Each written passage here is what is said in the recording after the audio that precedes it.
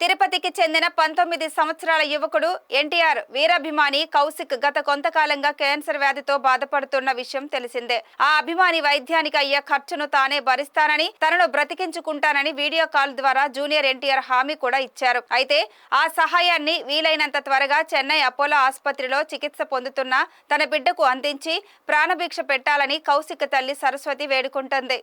ఇప్పుడు మొన్న చెప్పాడు, ఇప్పటికి నేను హాస్పిటల్లో ఉండలేనమ్మా, ప్లీజ్ నన్ను బయట తీసుకెళ్ళి, నేను డిప్రెషన్లోకి వెళ్ళిపోయాను, నువ్వు ఇంత కష్టపడినాను 2 years నుంచి ఈ కష్టపడినా కాబట్టి నేను చనిపోవాలనిపిస్తుంది, నాకు ట్యాబ్లెట్స్ ఇవ్వు, నేను చనిపోతాను, నేను ఇక్కడే ఉండి ఉండి ఉండి నాకు ఏదోలాగా ఉంది అని చెప్పి చెప్తున్నాడు. ప్లీజ్ ఎవరైనా అట్లా హెల్ప్ చేయండి అని, నాకు ఇంత సహాయం చేశారు, ఈ ఒక్క హెల్ప్ చేయండి ప్లీజ్ ప్లీజ్, మేము చేతులెత్తి నమస్కరిస్తున్నాను సార్. ఎవరైనా సరే నాకు ముందు మీరు ఎంత హెల్ప్ చేశారు కదా, ఈ చిన్న సహాయం అని నేను అనుకుంటున్నాను.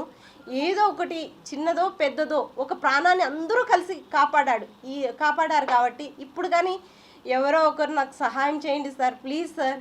ఆ ముందు ఎన్టీఆర్ సార్ హెల్ప్ చేయలేదు, ఇప్పుడైనా ఎన్టీఆర్ సార్ ఆ అబ్బాయికి హెల్ప్ చేయాలని కోరుకుంటున్నాం సార్.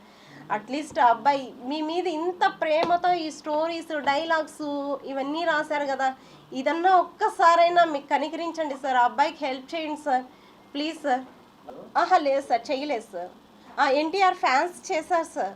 లేదు సార్, చేయలేదు సార్. ఎన్టీఆర్ ఫ్యాన్స్ వాళ్ళ ద్వారా మాకు 2 lakhs వచ్చింది సార్, 2,50,000 దాకా వచ్చింది సార్. మాకు ఏం చెప్పారంటే అక్కడ మేము చూసుకుంటానమ్మా, నేను చూసుకుంటాను అని చెప్పారు సార్. ఎన్టీఆర్ సారు నాతో వీడియో కాల్ మాట్లాడిన తర్వాత నేను చూసుకుంటాను అని, నేను చేస్తాను అని చెప్పారు సార్.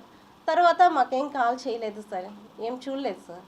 ఫోన్లో వీడియో కాల్లో మాత్రమే చూశారు సార్. చూసి ఆ అబ్బాయికి ధైర్యం చెప్పారు, ధైర్యంగా ఉండండి అని చెప్పారు సార్.